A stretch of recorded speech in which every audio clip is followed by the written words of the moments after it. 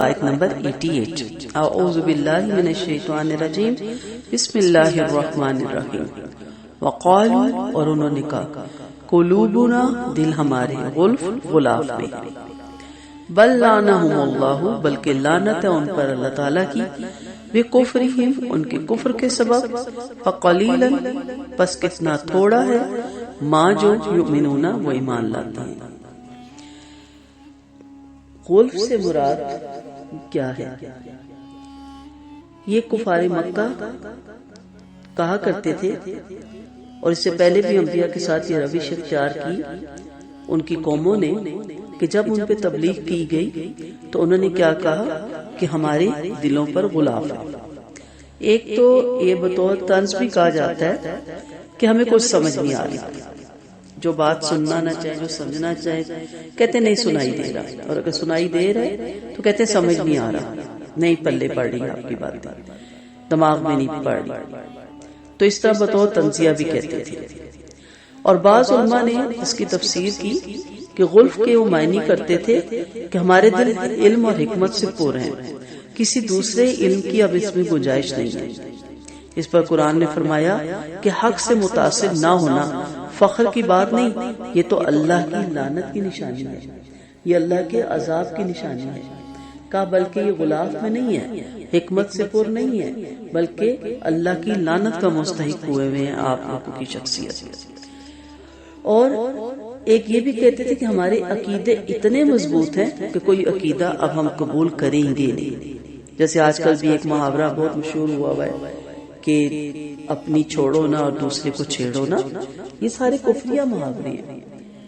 آپ کیوں نہ چھوڑیں؟ اگر آپ قرآن و سنت کے خلاف ہیں اور آپ کو قرآن و سنت کی کوئی بات ملتی ہے تو اپنی بات تو فوراً چھوڑ دینی چاہیے۔ ابو امام حنیفہ رحمۃ اللہ علیہ جیسے بہت بڑے مفسر اسلام تھے، جو عالم تھے، ان کا بھی قول ملتا ہے کہ جب میری بات کے سامنے آپ کو حدیث مل جائے تو میرے قول کو دیوار کے ساتھ دے مارو، کیونکہ وہ بھی حدیث تو نعوذ باللہ نہیں گڑھ سکتے تھے نا، آپ صلی اللہ علیہ وسلم کی بات کو آگے وہ پہنچاتے تھے۔ تو جب انہوں نے کہا کہ اگر میرے فتوے کے مقابلے میں آپ کو صحیح حدیث مل جاتی ہے اور میرا فتویٰ اس سے اپوزٹ ہوتا ہے تو میرے فتوے کو فوراً چھوڑ دو۔ تو ہم تو بالکل ہی ایک حقیر بندے ہیں، ہمیں تو پتہ ہی نہیں ہے کسی چیز کا۔ تو یہ 3-4 عقیدے تھے ان کے۔ ایک یہ کہ ہمارے عقائد بہت مضبوط ہیں، ہم کسی اور عقیدے کو نہیں قبول کرتے۔ ایک ہمارے دلوں پہ غلاف ہے، ہمیں کوئی بات سجائی نہیں دیتی۔ اور ایک ہمارے دلوں میں اس قدر حکمت اور علم ہے کہ اب مزید کسی حکمت اور علم کی ضرورت نہیں۔ تو یہ ساری چیزیں جو ان کی تھی، یہ اللہ کی لعنت کی نشانی تھی۔ اس لیے اگر نماز میں دل نہ لگے یا نماز پڑھنے کو دل نہ چاہے، قرآن پڑھنے کو دل نہ چاہے، تو یہ سمجھ لیں کہ اللہ تعالیٰ کی رحمت سے دوری ہے۔ تو اس لیے توبہ کرنی چاہیے اور فوراً قرآن و سنت کے مطابق اپنا عمل کرنا چاہیے، کیونکہ اللہ تعالیٰ نے فرمایا فَقَلِيلًا مَا يُؤْمِنُونَ، بہت تھوڑا ہے۔ اب اس کا کیا مطلب؟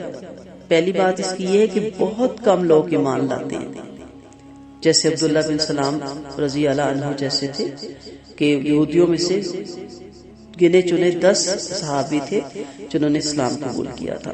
اور دوسرا یہ بھی ہے کہ وہ بہت کم ایمان لاتے ہیں، پورا ایمان نہیں لاتے، یعنی آیات اور بعض انبیاء پر ایمان لاتے ہیں اور بعض کے ساتھ کفر کرتے ہیں۔ ایمان اللہ تعالیٰ کے تمام احکام ماننے کا نام ہے۔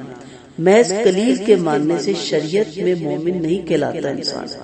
دین اور شریعت کے تمام احکام کا ماننا، یہ شرعن ایمان ہے۔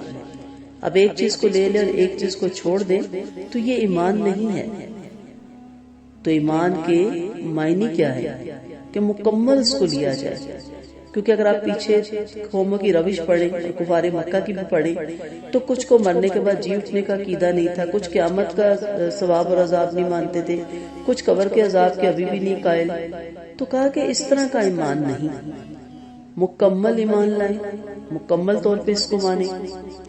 نبی کریم صلی اللہ علیہ وسلم کی حدیث سے ہمیں پتہ چلتا ہے کہ آپ کا فرمان ہے کہ بعض دل غلاف والے ہوتے ہیں جن پر اللہ تعالیٰ کا غضب ہوتا ہے، اور یہ کفار کے دل ہوتے ہیں۔ اللہ تعالیٰ ہمیں ان میں شامل نہ کرے۔ آپ صلی اللہ علیہ وسلم کا فرمان ہے دل کی 4 قسمیں ہیں۔ ایک وہ دل جو صاف ستھرا رہتا ہے، اس میں چراغ کی طرح کوئی چیز روشن ہوتی ہے، اور دوسرا وہ دل جو غلاف میں لپٹا ہوتا ہے، اور تیسرا وہ دل جو اندھا کیا ہوا ہوتا ہے، اور چوتھا وہ دل جو ڈھکا ہوا ہوتا ہے، اور جو دل اوندا کیا گیا ہوتا ہے وہ تو منافق کا دل ہوتا ہے۔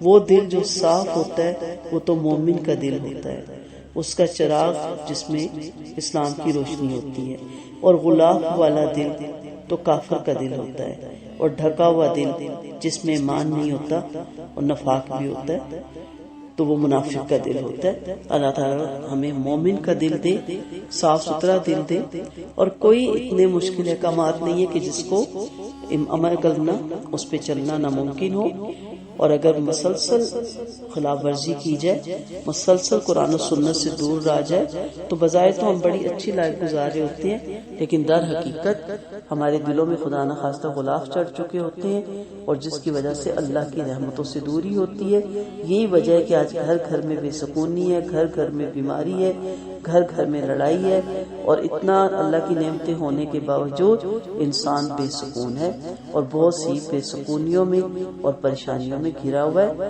اللہ تعالیٰ ہم سب کو محفوظ رکھے، دین پہ چلیں، دلوں کو صاف کریں، غلاف ہٹائیں، ہر احکامات مانیں، اس میں عمل کریں، دیکھیں آپ کی دنیا بھی جنت بن جائے گی، اور جنت میں جانے سے پہلے آپ چلتے پھرتے جنتی ہو جائیں گے۔